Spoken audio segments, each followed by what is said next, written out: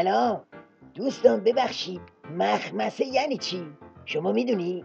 مرحوم ده خدا میگه مخمسه یعنی تو هچل افتادن، یعنی گرفتار شدن.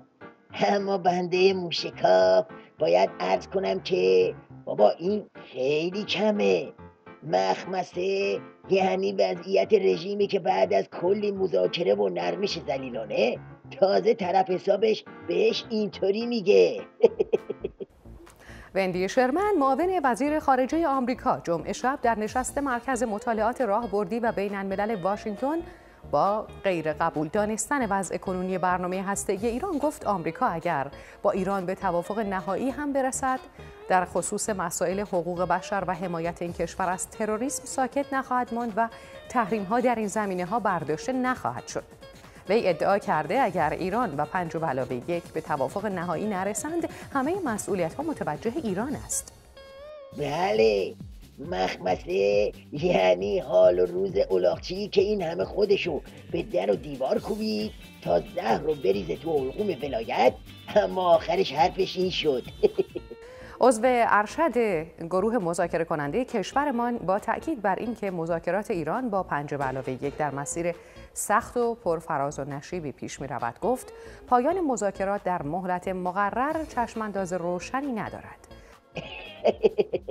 بله، مخمسه همینجاست که خودشونم نمیدونن چه غلطی میخوان بکنن، اما از یه طرف میدونن که تحریما به این سادگی ها مالیده نمیشه و این زهرخوری ادامه داره. از اون طرف از ترس وضعیت منطقه و ائتلاف و این حرفا جیگر دل کندن از بمب اتمو ندارن. عضو ارشد گروه مذاکره کننده کشورمان با تأکید بر حفظ همه دستاوردها و قابلیت‌های هسته‌ای کشور گفت جمهوری اسلامی ایران از حقوق هسته‌ای خود قدمی عقب نخواهد رفت و باقی ماندن حتی یک تحریم را در چارچوب توافق جامع هسته‌ای نخواهد پذیرفت.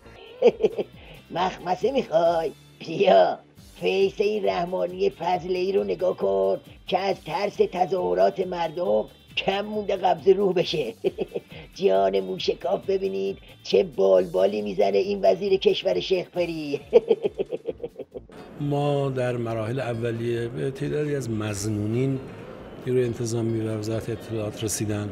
اون مظنونین در موقع خودش بازداشت شدن، بررسی و تحقیقات لازم انجام شد و نهایتاً شواهد و ادله کافی برای اصطلاح متهم کردن اونها واقعا در دسترس نبود.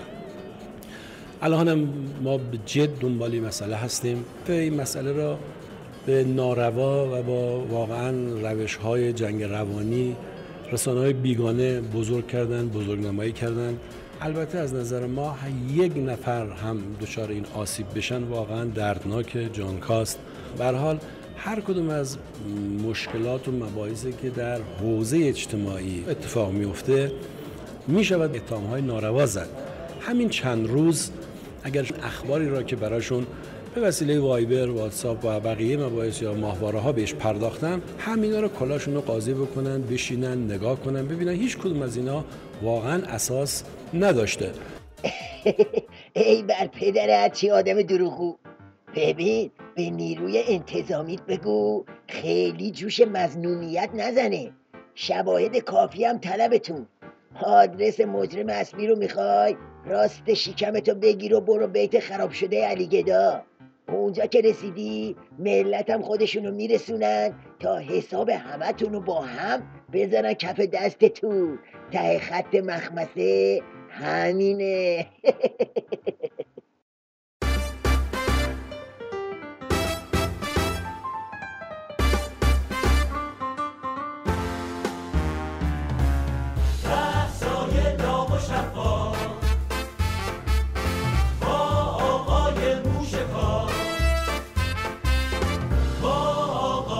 موشکاف